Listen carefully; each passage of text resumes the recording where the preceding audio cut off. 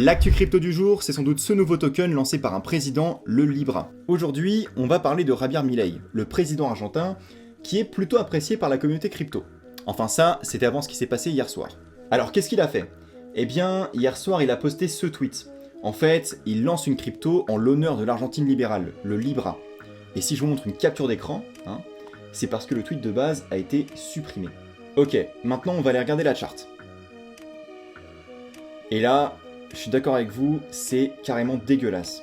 Donc sachez qu'on est en minute 1, donc on voit que tout s'est passé super vite. C'est très vite monté à 4,5 milliards de dollars, et c'est redescendu, alors là on est à 360 millions, mais c'est redescendu vers les 100 millions. Déjà première chose, je pense que c'est pratiquement impossible pour un retail d'avoir fait de l'argent, ou en tout cas des gros profits sur ce token.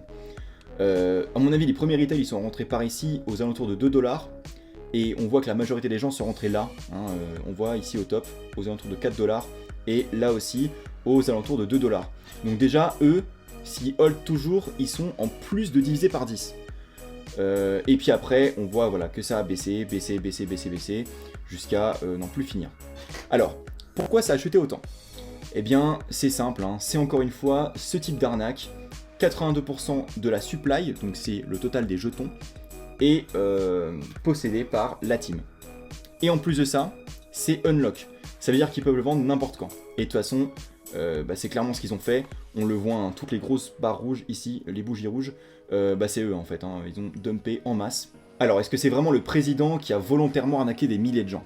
Eh ben, pas vraiment. En fait, bon, ça reste quand même un bouffon d'avoir accepté ça, mais il y a une personne derrière tout ça, c'est Julian Pay, ok, qui, d'ailleurs on l'apprend ici, aurait volé plus de 100 millions de dollars. Et ça fait tout de suite penser à une histoire, pour ceux qui sont là depuis plus d'un an, je pense que vous le reconnaîtrez, c'est Sahil, c'est le déchet humain là, qui est sur le jet. En fait, l'an dernier, il y a plein de rappeurs US qui ont sorti leur token, et c'était pratiquement à chaque fois des arnaques. Et la personne derrière, c'était ce mec, Sahil, qui a volé plusieurs millions. Et donc c'est pour ça que je vous parle de lui là, parce que c'est carrément possible qu'il fasse la même chose avec d'autres pays.